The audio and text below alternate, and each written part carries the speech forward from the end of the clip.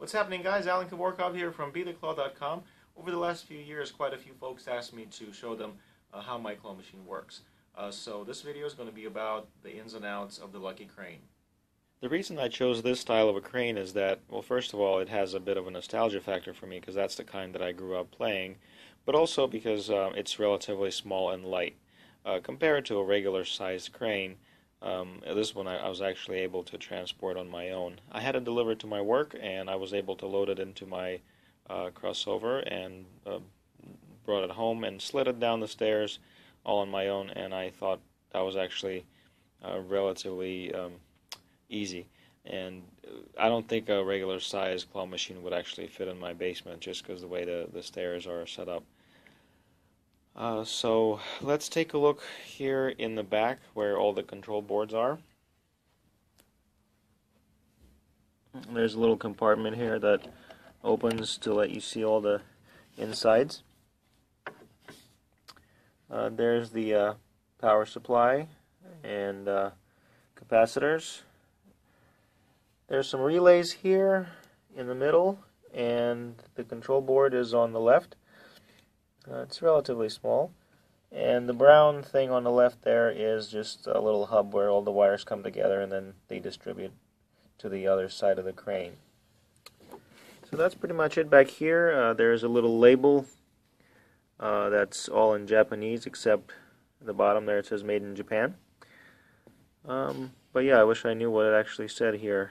I'm curious what those symbols stand for. Moving on to the other side of the crane, here we have the front compartment, and there's really not much to it. There is the coin box and the coin mechanism up there. I have a wire running to it to the button that I installed so that I can do free play. It does get a little annoying to have to put coins every time. And there's the inside of the prize chute and the outer part of the prize chute. And there is a little storage area underneath, under the entire prize field, but it's kind of hard to get in there, so I don't really use it much. Oh, and you can see here that the coin mechanism is made in USA for a 25-cent play. I'm guessing that's probably not its original. The original may have been made in Japan and possibly accepted dimes, or maybe quarters. I'm not really sure, but this was made in late 70s, 78, I believe. So that's pretty much it for the front and back. So let's plug it in. And it has two lights, one in the front and one in the back. Alright, let's take a look at the inside. We have two metal rods here that the whole assembly rides on, front to back. And there are two rods inside that the claw assembly rides on side to side. The first motor is here, and it pulls the entire claw assembly front to back. And this motor here pulls the claw assembly side to side. The third motor is inside, and that one allows the claw to go up and down. Now this is a jewelry claw that I purchased. It's exactly the same as what you would find in treasure shop jewelry cranes at Walmarts and K-marts, the ones that are Sugarloaf branded cranes. I upgraded this recently because the original claw was very small. Now, I only upgraded the fingers of the claw, not the entire thing, because this claw mechanism is entirely opposite of the traditional one, so I can't really install a regular claw in here. Here's another thing I want to show is how far the claw goes down. The original claw that was very small, it could only go down to about here. So you had to have a decent amount of gravel in order to be able to win anything. Unlike the newer cranes, they have a switch that basically starts the reversal of the motor for the claw to go back up as soon as it touches any prize surface and loosens the tension in the string.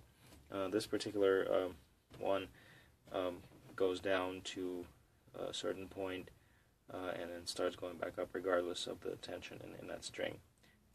Design of this claw is pretty similar to the current machines in that it has a cylinder with a coil in it.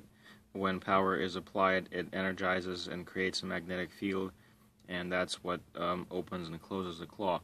The only difference is that this claw works exactly the opposite way compared to the current machines, in that it rests in closed position and then it opens to retrieve the prize, and then when the claw reaches the bottom, the power is cut and the claw closes under its own weight and then returns back to the original position. Then the power is applied once again briefly to open the claw and release the prize. That's pretty much how it works, and it's actually very effective. The only problem is that you can't really control how much power the claw gets to get the prize, like you can on newer machines. Since this one doesn't use power to grab the prize, there's really nothing you can do to control how much, how strong the grab is. I guess you could technically add a little weight, like a ring or something, at the top of the assembly, but that's not really going to accomplish a whole lot. I should say that I was very impressed with this claw, considering that it doesn't use power to grab prizes. It is capable of lifting pretty heavy items. So I'm going to try to play for this pink candle. Unfortunately, it is kind of noisy, but that's just the way it is. I'm not counting on winning it this time, but as a matter of fact,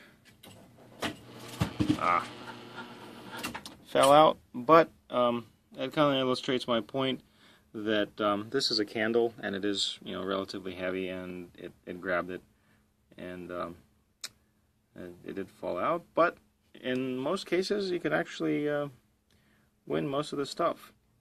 Unfortunately, there aren't very many of these left, so this might be a moot point. But I do know that some people were interested in seeing how this machine works.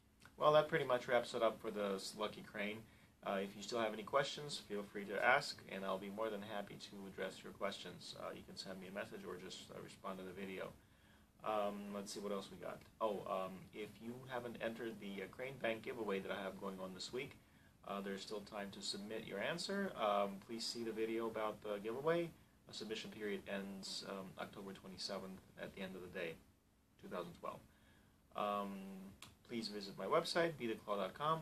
Please check out my Facebook page, BeTheClaw, Facebook.com/BeTheClaw, and I would love to see you there. Thanks again to everyone who has subscribed recently, everyone who liked my Facebook page, and thanks for your support. So, see you next time.